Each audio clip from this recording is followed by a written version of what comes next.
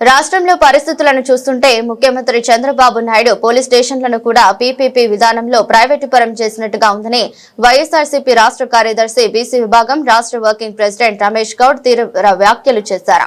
అనంతపురం నగరంలోని two town police station వద్ద నిరసన తెలిపిన వైఎస్ఆర్సీపీ నాయకులపై అక్రమ కేసులు నమోదు చేయడంపై ఆయన తీవ్ర ఆగ్రహం వ్యక్తం చేశారు. మనకందరికీ తెలిసినటువంటి విషయమే. 2 రోజుల క్రితం అనంతపురం నగరంలో టూ టౌన్ పోలీస్ స్టేషన్ నందు నాతో పాటి దాదాపు 23 మంది ముఖ్యమైనటువంటి మా పార్టీ నాయకుల పైన కేసులు నమోదు చేయడం అందరికీ తెలిసినటువంటి విషయమే.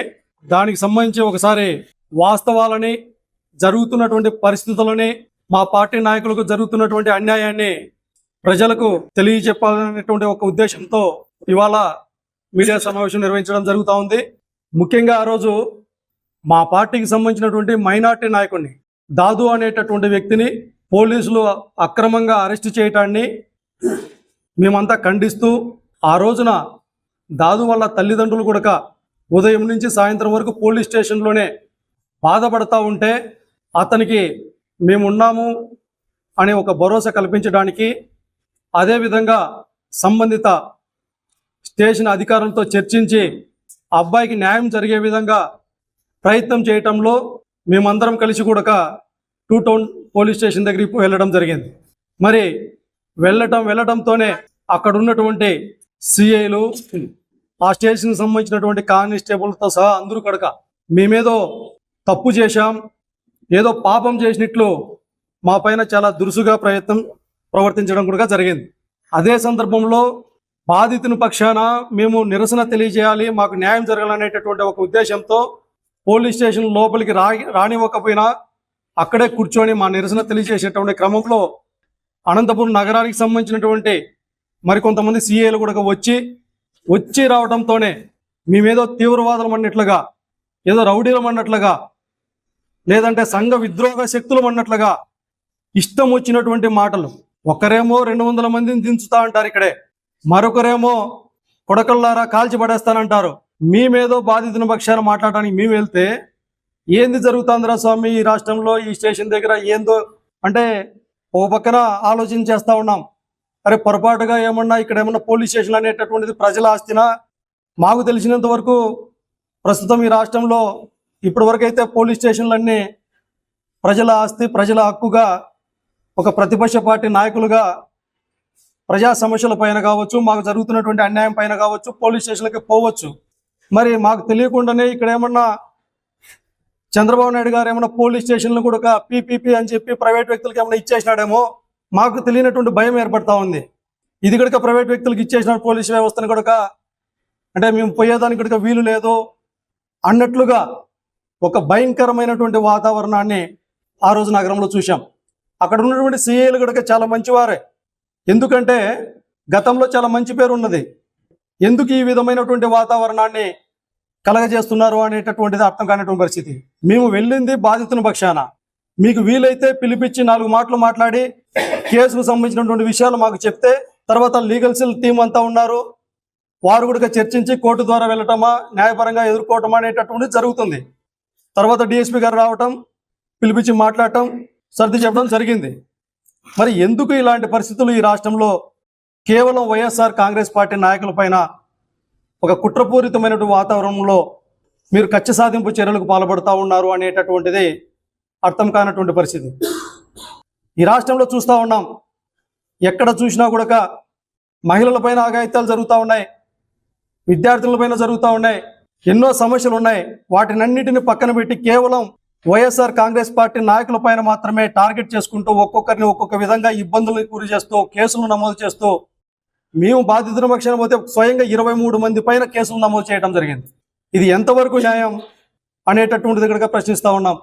ఒకవేళ కేసుల రూపంలోనూ లేకపోతే అరెస్టుల రూపంలోనూ మీరు భయపెట్టాలని చూస్తే వైఎస్ఆర్ కాంగ్రెస్ పార్టీ నాయకులు ఎవరు భయపడేటటువంటి రకం కాదు.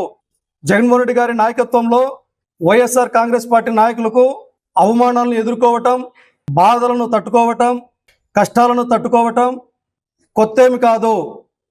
మా పార్టీ పుట్టిందే పోరాటాల నుంచి. మీరు చెప్తా ఉన్నారు రాష్ట్ర వ్యాప్తంగా పోలీస్ వ్యవస్థ అంతా ఫ్రెండ్లీ పోలీసింగ్ అని.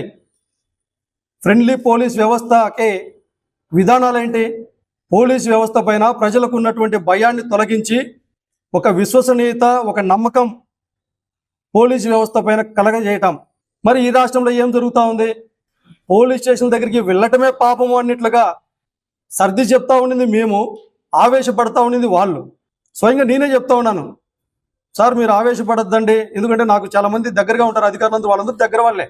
సార్ ఆవేశపడద్దండి, ఇది కరెక్ట్ కాదు, మేము వచ్చింది ఒక పార్టీ తరఫున, ఒక ప్రతిపక్ష పార్టీ నాయకులుగా మాకు హక్కు ఉంది, మా పార్టీ నాయకులను ఇబ్బంది పెట్టారు, మీరు చెప్తా ఉన్నారే ఈ సెక్షన్ 30 యాక్ట్ అనేటటువంటిది కేవలం మా కోసం మాత్రమే పనిచేస్తూ ఉందా, లేకపోతే టీడీపీ నాయకులకి ఏమైనా పని చేస్తూ ఉందా అనేసి అడిగాం. ఆటోల ర్యాలీలు చేస్తున్నారు, సినిమా ర్యాలీలు చేస్తూ ఉన్నారు, గుంపులుగా టీడీపీ నాయకులు తిరుగుతూ ఉన్నారు, వాళ్ళకు లేని 30 యాక్ట్ మా కోసమే వర్తిస్తూ ఉందా? అంటే చట్టం అనేటటువంటిది అధికార పార్టీకి చుట్టమా? అంటే చట్టం అనేటటువంటిది కేవలం వేధింపులకి వైఎస్ఆర్ కాంగ్రెస్ పార్టీ నాయకులు గురి చేయడానికి మాత్రమే ఉపయోగిస్తున్నారా? అర్థం కాలేనటువంటి పరిస్థితి చూస్తూ ఉన్నాం. మొన్నటికి మొన్న మా పార్టీ అధినేత జగన్మోహన్ రెడ్డి గారి బర్త్డే సందర్భంగా కొంతమంది అక్కడక్కడ వాళ్ళ అభిమానం కొద్దీ ఏదో పొట్టేలను కోసుకుంటే అది కూడా నేరం అన్నిట్లు, ఘోరాలు జరిగిపోయినాయన్నిట్లు స్వయంగా రాష్ట్ర హోంమంత్రిని మొదలుకొని ప్రతి ఒక్కరు మీడియా సందర్భంలోకి వచ్చి రోడ్ల పైన మా పార్టీ నాయకులందరినీ తీసుకుని వెళుతూ విచక్షణ రహితంగా కొడుతూ అరెస్టులు చేసిన పరిస్థితి. ఇదే చంద్రబాబు నాయుడు గారు ముఖ్యమంత్రిగా అయినప్పుడు కావచ్చు, లేకపోతే సంబంధిత టీడీపీ నాయకుల బర్త్డేల రూపంలో కావచ్చు, వందల మంది సమక్షంలో పొట్టేలను నరికి జంతు బలిని చేసి మీరు సెలబ్రేషన్ చేసుకోలేదా? ఇదే హిందూపురంలో బాలకృష్ణ గారి చిత్రపటానికి పొట్టేల తలలన్నీ ఒక దండ మాదిరిగా కట్టడం రాష్ట్రమంతా చూశాం. మరి వారికి లేనటువంటి సెక్షన్లు మాకెందుకు? ఈ రాష్ట్రంలో చంద్రబాబు నాయుడు గారి నాయకత్వంలో పోలీస్ వ్యవస్థ పైన ఒక అపకీర్తి, ఒక మచ్చ ఏర్పడబోతా ఉంది. దయచేసి పోలీస్ వారందరూ గ్రహించండి. ఎందుకంటే ఆ మచ్చకు మంచిగా ఉండేటటువంటి మీలాంటి వాళ్ళు బలి కావద్దు, కారకులు కావద్దు అనేసి తెలియజేస్తా ఉన్నాం. ఒకవేళ మీకు రెడ్ బుక్ రాజ్యాంగం అనేటటువంటిది ఉంటే అది తాత్కాలికం మాత్రమే. ఈ రాష్ట్రానికే కాదు దేశానికంతా శాశ్వతమైంది భారత రాజ్యాంగం. న్యాయం వైపున నిలబడేటటువంటి పరిస్థితులు కల్పించండి. భారత రాజ్యాంగం ప్రకారం ప్రజాస్వామ్యాన్ని రక్షించాల్సినటువంటి బాధ్యత మొట్టమొదటిగా మీ పైన మాత్రమే ఉంది. అటువంటి భారత రాజ్యాంగం ద్వారా మా హక్కులను కాపాడుకుంటూ ప్రజా సమస్యల పట్ల జగన్మోహన్ రెడ్డి గారి నాయకత్వంలో అలు పెరగకుండా పోరాటం చేస్తానే ఉంటామని తెలియజేస్తా ఉన్నాం. మీరు పెట్టేటటువంటి కేసులకో, మీరు పెట్టేటువంటి బెదిరింపులకో ఏ ఒక్క వైఎస్ఆర్ కాంగ్రెస్ పార్టీ నాయకుడు కనుక భయపడడు. ప్రజల కోసం ఒక అడుగు ముందుకే వేస్తారు అనేసి ఈ సందర్భంగా తెలియజేస్తా ఉన్నాం. మేము కూడా దాదాపు 2005 నుంచి అంటే దాదాపు 20 సంవత్సరాలుగా ఉద్యమాలు చేస్తూ ఉన్నాం. విద్యార్థి నాయకులుగా ఉన్నాం. కేవలం రోజుకో ఒక రోజులోనో నాయకులుగా చలామణి కావడంలే. బీసీ ఉద్యమాల్లో పాల్గొన్నాం క్రియాశీలకంగా. రాయలసీమ హక్కుల కోసం పోరాటం చేశాం. ఎంతో మందితో కలిసి ఎన్నో పార్లమెంటులో ఇక్కడి నుంచి ఢిల్లీ స్థాయిలో కూడా పోరాటాలు చేశాం. ఎక్కడే కానీ ఇలాంటి పోలీసులు అప్పుడు కూడా మా ఉద్యమాలకి సహకరిస్తూ తప్పును తప్పుగా చెప్పారు, మంచి చేసింటే ఎంకరేజ్ చేసినారు, మాకి వెన్నంటి ప్రోత్సహించారు పోలీస్ వ్యవస్థ అంతా. మరి ఎందుకు ఇవాళ ఈ రాష్ట్రంలో ఇటువంటి పరిస్థితులు కలిగజేస్తా ఉన్నారు? ఒకసారి ఆలోచన చేయండి. ప్రజాస్వామ్యాన్ని కాపాడండి. ఆ బాధ్యత మర్చిపోకుండా న్యాయం వైపున, ధర్మం వైపున నిలబడాల్సినటువంటి పరిస్థితులు ఉన్నాయి.